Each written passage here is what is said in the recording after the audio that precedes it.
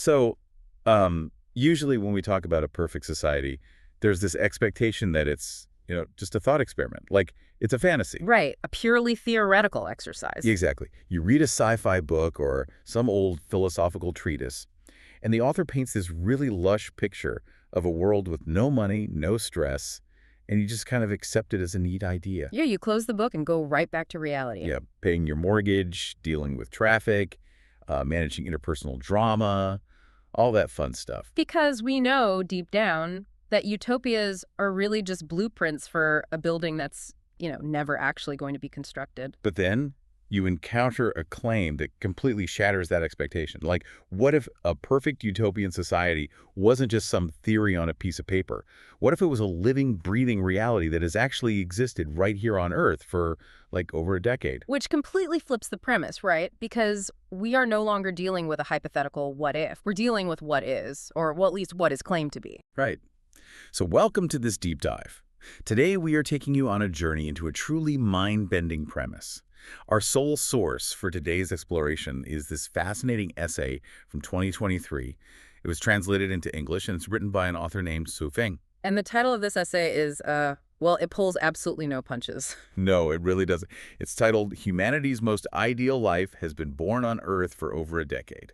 Which is a profoundly bold statement to make right out of the gate. Oh, for sure. And our mission today is to kind of test the structural integrity of that statement. Su Feng lays out 18 specific pillars of this ideal life. And we're going to examine the extreme trade-offs presented in the text, because we're talking about total freedom from modern stress, but at the cost of the complete dissolution of traditional society as we know it. But before we delve into these 18 points, I do want to establish our parameters for this discussion, because the text we're examining today proposes some incredibly radical, anti-capitalist, and deeply communal ideas. Very radical. Right. And many people might view these concepts as politically charged or even highly controversial. So we want to be explicitly clear for you listening. We are not endorsing or taking sides on any of these viewpoints. Yeah, definitely not. We aren't here to advocate for the system, nor are we here to tear it down. Our job today is purely to act as your impartial guides, just, exploring the mechanics and logic of these ideas exactly as they're presented in the original source material. Yeah, we're just holding up a mirror to the text and asking how it actually works.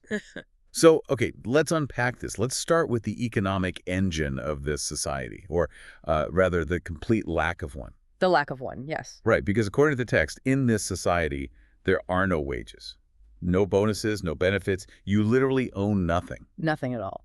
Yet, Xu Feng writes that people immerse in happiness every day, no longer worrying about the necessities of life. There's no unemployment, and the wealth gap is absolutely zero. What's fascinating here is the text actually goes even further regarding how that wealth is generated. It explicitly states that everyone is a labor creator. It notes that purely white-collar workers, meaning people who are entirely exempt from physical labor, make up less than 1% of the population. Less than 1%. Yeah, so essentially everyone is doing manual labor. And all the resources are shared completely. Like, the text says you can use resources within the scope of supply as much as you want, and there's no designated person responsible for distributing the fruits of labor. You just take what you need. Exactly. I mean, imagine an extreme, permanent, all-inclusive resort. The buffet is always open, the drinks are always free, you never ever see a bill.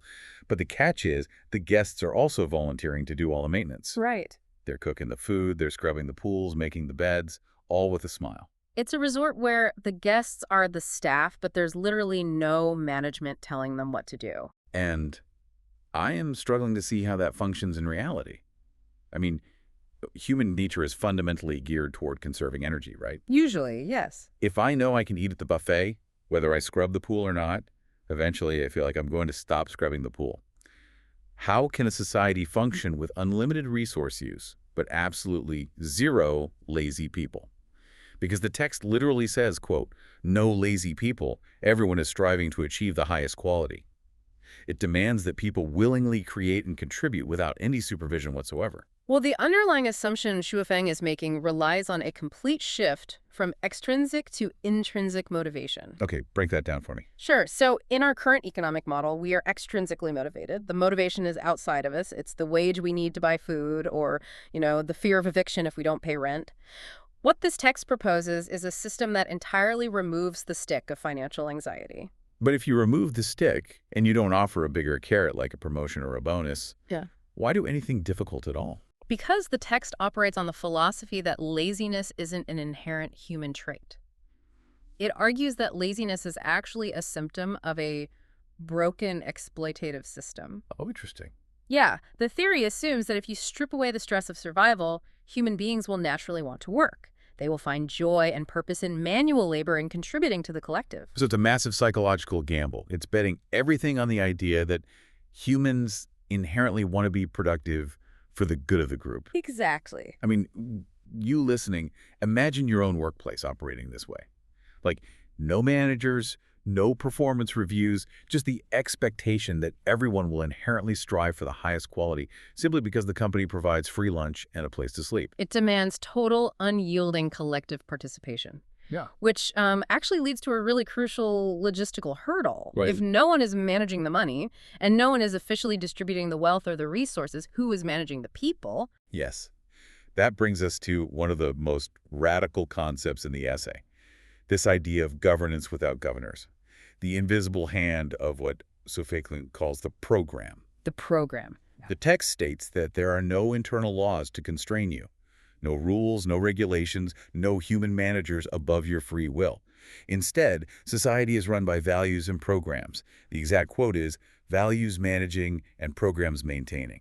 It sounds almost cybernetic in its description. It really does. Like, everyone has total freedom and security. No one interferes with your freedom. And this is a massive condition. If anyone encroaches on someone else's freedom or threatens their safety, the program will expel them from the living circle. Total freedom, backed by the ultimate consequence. Right. And I have to push back on the mechanics of this. If there are no laws, but you can be instantly expelled by a program, isn't that just a ruthless law by another name? That's a valid question. Furthermore, how does an abstract program physically judge a threat and enforce an exile without, like, a human police force making a call? Well, you have to look at this system biologically rather than legally. Think of how a human immune system operates. Okay. An immune system doesn't hold a trial for a virus. It doesn't debate intent or offer a second chance. It simply identifies the entity as non-compliant with the biological harmony of the body, and it starves it of resources or eliminates it. Wow. So if you disrupt the harmony, the system doesn't try to rehabilitate you at all. Exactly. In a society where the collective provides 100% of your food, housing, and social interaction, exile doesn't require a police force to physically drag you away. The collective simply stops recognizing you. That's wild. The program is basically the collective behavioral algorithm. If you violate the values, you are cut off from the supply chain. You effectively cease to exist in that space. It's an incredibly sterile, frictionless way of dealing with human conflict. The system just amputates the problem to protect the whole. That is terrifying in its efficiency. It reduces human governance to binary code. You are either fully compatible with the living circle or you are deleted from it. And if we look at how this frictionless approach works in public governance, it completely changes how we view the private sphere too. Because this erasure of traditional structures doesn't stop at the town hall. It actively dismantles the family home. Yes, the deconstruction of intimacy is a really core pillar of this society. According to Sufeng, in this ideal life, there is no marriage. There is no family. Because there is no family, the text claims that tedious household chores disappear and complex interpersonal relationships just vanish. You just, quote, be yourself. No need to scheme for interpersonal relationships. Now, it's important to clarify that this doesn't imply a monastic lifestyle, though. No, not at all. It explicitly notes that there is a rich and varied sexual life. But you never have to invest the time, energy, or money to maintain specific romantic ties. It's intimacy without the typical obligations. Exactly. But here's where it gets really interesting, because the social engineering goes so much further than just romance. To keep you from putting down roots, the system requires that for a maximum of 3 years, everyone's living and working environment relocates. Yes, the forced relocation. You move from place A to place B, then from place C to place D indefinitely. Whoa. And birthdays, abolished. Religious holidays are abolished. National holidays, gone. It's a complete and intentional uprooting of the individual's timeline and geography. But logistically, moving an entire population every 3 years is a staggering expenditure of energy.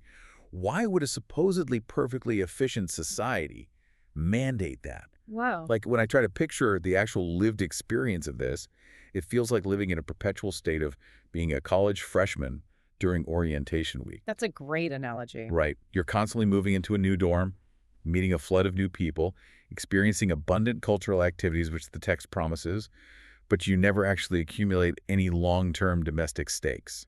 And if we connect this to the bigger picture, that lack of stakes is the exact mechanism that keeps the utopia functioning.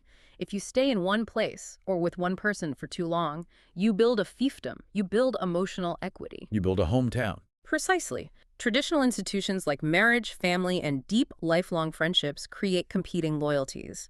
If you have a child, your primary biological loyalty is to that child. If you have a spouse, your loyalty is to them. Which competes with the collective. Exactly. By forcing people to move every 3 years and by removing the anchors of personal loyalty, spouses, children, hometowns, and even personal milestones like birthdays, the individual has absolutely nothing left to attach to except the collective itself. Your identity is stripped of all its specific coordinates. You aren't a spouse, you aren't a parent, you aren't a local, you are simply a component of the ideal life. You belong only to the whole. Imagine that. Like you listening right now. Imagine packing up your life every 3 years, leaving behind everyone you've grown close to, just to ensure you never care about any one person more than you care about the society as a whole. It eliminates the friction of interpersonal drama by eliminating the deep attachments that cause that drama in the first place. But families, spouses, lifelong friends, those are our safety nets. When things go terribly wrong, when you get hurt, when you age, that's who you rely on. If the family is entirely abolished and you are constantly rotated to new towns with new people, how does a society deal with human frailty? Because people still get sick. People still get old. Right, and the text addresses vulnerability very directly, and the scope of the collective's responsibility is vast. Okay, what do they do? Well, it claims there is no crime, no corruption, theft, gambling, or drugs. So social vulnerability is ostensibly zero. And when it comes to physical vulnerability, the collective handles everything. No one worries about healthcare, housing, or retirement. End-of-life care is specifically described as meticulous, ensuring everyone dies with dignity. Okay, on the surface, a society that takes absolute care of its elderly sounds wonderful. But there was a bizarre caveat in the text regarding sickness that completely stopped me in my tracks. Yes, the sickness clause. The text states that sick individuals will receive care. But then it adds that they will not receive pity or sympathy. None at all. Right. And the reasoning it gives is, and I quote, because the basis for falling ill no longer exists, why even fall ill? Why even fall ill? It is perhaps the most revealing question in the entire essay. I am genuinely baffled by the mechanics of that mindset. What does that phrase imply about how this society views basic human biology? Like, if someone gets cancer or catches a virulent strain of the flu, what does it mean to say, why even fall ill? Is getting sick viewed as a personal failure? Like, you deliberately chose to ruin the vibe of paradise. It reveals the profound perfectionist assumption inherent in utopian ideologies. The theory basically operates on the premise that illness is largely a product of a toxic environment. Like stress causing a weakened immune system, or, I don't know, industrial pollution causing disease. Right. In their view, if you successfully engineer an environment with zero external stressors, no financial panic, no toxic relationships, no overwork, no pollution, then the human body should naturally remain in a state of perfect homeostasis. The theory assumes that a perfect society literally cures biological illness. Oh, wow. So when someone inevitably does get sick, because, human bodies are fragile, it creates a massive philosophical crisis for the community. Exactly. Because the system is declared flawless, so any flaw must inherently lie within the individual. That's why the text mandates physical care. They're maintaining the biological unit but denies sympathy. Nice. Because sympathy would acknowledge that the person is a victim of circumstance. But in a perfect utopia, there are no bad circumstances. Giving them sympathy would be admitting the utopia failed them. Exactly. Illness becomes an anomaly. It is almost viewed as a failure of the individual to properly align themselves with the perfect environment. That is, man, it is the ultimate manifestation of toxic positivity weaponized into a healthcare policy. That's a good way to put it. You get a bandage, but you get a side of intense judgment because you shouldn't be bleeding in a perfect world.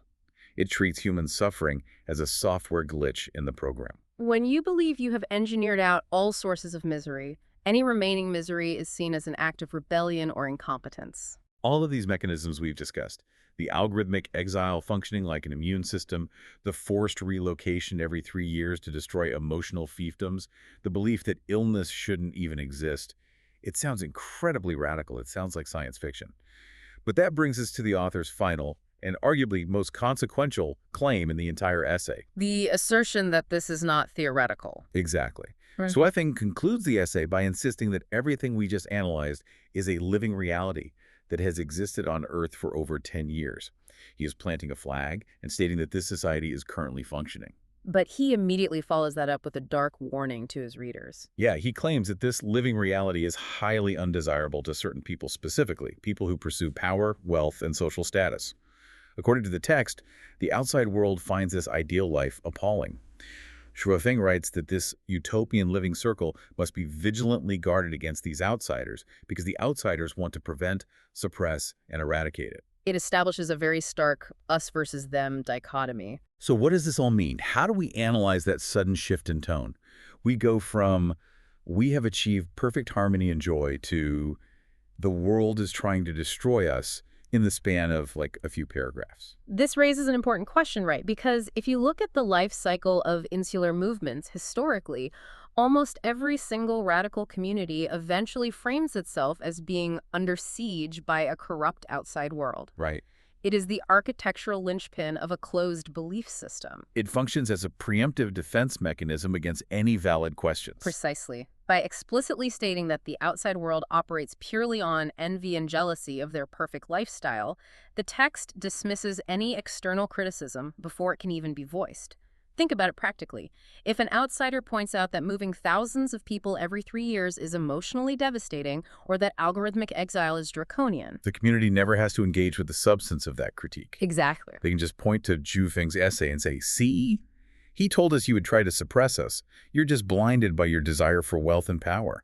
It makes the ideology bulletproof from the inside. Any attack or questioning just proves that the outside world is evil, exactly as predicted.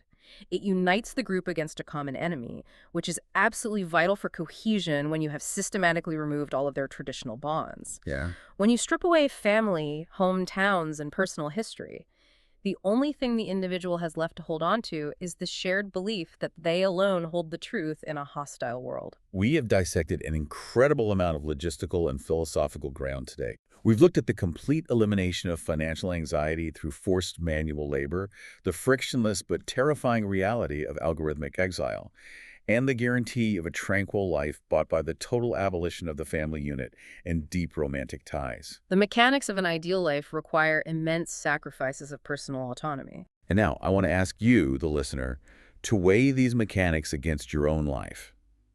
Imagine actually making this trade. Would the total elimination of modern anxieties like never checking your bank balance again, never stressing over a career ladder, never dealing with a toxic relative or a messy breakup, would all of that peace be worth the price? It's a heavy question. Would it be worth never having a hometown to return to? Would it be worth never establishing a lifelong romantic partnership and never celebrating your own birthday again? It forces us to ask what we value more: absolute comfort and security, or the messy, unpredictable reality of individual attachments. Based on the complex architecture we've unpacked in this source material, what is the core philosophical takeaway we should walk away with today? I think the text proposes a utopia that achieves perfect peace by systematically eliminating absolutely every source of friction in human life. It removes money, which causes greed. It removes family, which causes tribalism and domestic strife. It removes deep romantic ties, which cause jealousy. It removes personal ambition, which causes competition. It basically sands down every single rough edge of the human experience. It creates a perfectly smooth surface. But friction isn't just what causes us pain. In physics and in life, friction is what gives us traction. It is the resistance that allows us to move forward, to grow, to love deeply, and to overcome adversity. So the ultimate question raised by Suifeng's essay isn't just whether a society like this can logistically function for a decade. The deeper question is, if you successfully engineer a human life to have absolutely no friction, do you elevate human nature or do you fundamentally erase it? Does a life without friction just become a slide into nothingness? When we dream up these perfect utopias, maybe the reason they remain fantasies isn't because we lack the logistical capability to build them, Maybe it's because deep down, we know the cost of absolute perfection is surrendering the very things that make us human. A fascinating text and a deeply challenging set of ideas to navigate. Thank you for joining us on this journey today. Keep questioning, keep exploring, and we'll see you on the next deep dive.